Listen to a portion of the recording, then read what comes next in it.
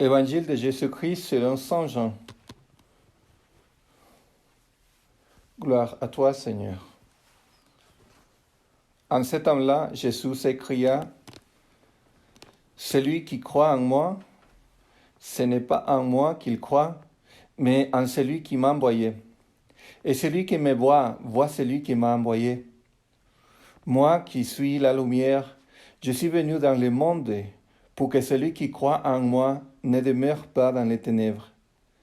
Si quelqu'un entend mes paroles et n'y reste pas fidèle, moi je ne le juge pas, car je ne suis pas venu juger le monde, mais le sauver.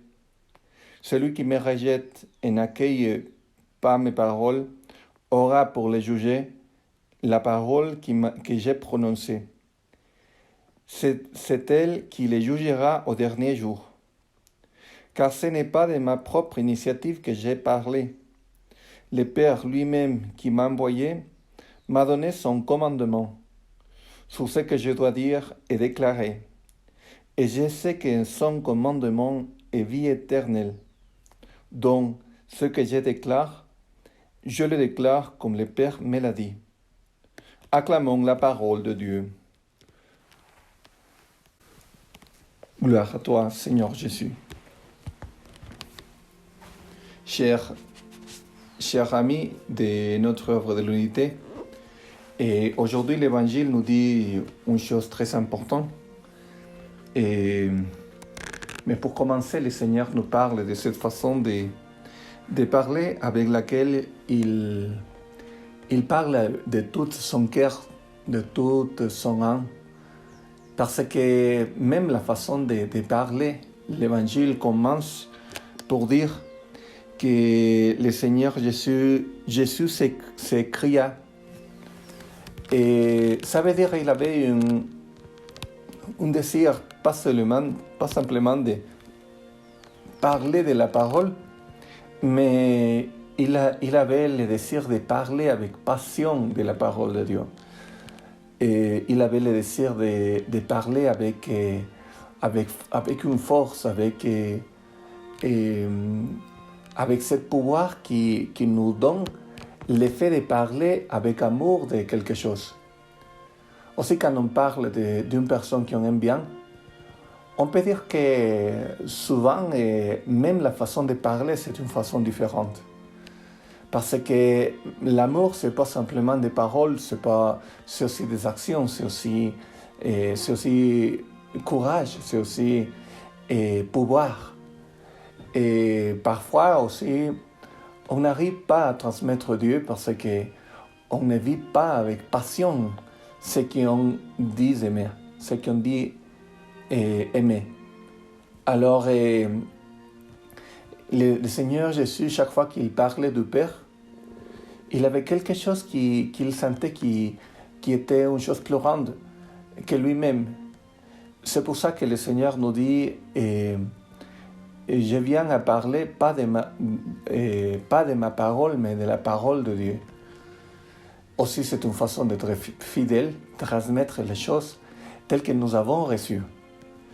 Par exemple, moi, chaque fois que je parle de quelque chose qui m'a dit le Père Juan, je dis, j'essaie de transmettre tel de la même façon que j'ai reçu.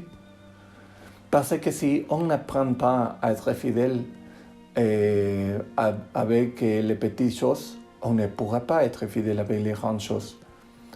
Beaucoup de fois, je dois transmettre quelque chose qui a dit la parole de Dieu. Je dois parler avec des personnes qui ne sont pas croyantes.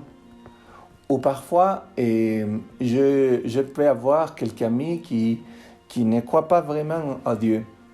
Ils peuvent m'interpeller sur mes croyances ou qu'est-ce que je pense de certaines choses. Et par exemple, je peux dire, beaucoup de fois, je peux avoir des amis ou quelques amis homosexuels ou quelques amis qui ne croient pas à la même chose que moi. Mais même si je les montre mon amour à ces personnes, même si je parle avec d'une façon, avec l'amitié que je peux avoir avec ces personnes, et si ces personnes me posent la question, qu'est-ce que je pense à propos de ce sujet qui la Bible dit qui est péché, Je ne veux pas changer ce que dit la parole de Dieu. Parce que c'est pas moi qui a donné la parole de Dieu, c'est Dieu le Père.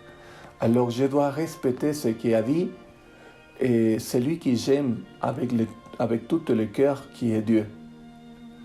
Aussi, il faut que nous apprenions que la parole de Dieu, ce n'est pas simplement une chose qu'on peut la transmettre d'une façon, je ne sais pas, comme des personnes qui ne croient pas vraiment.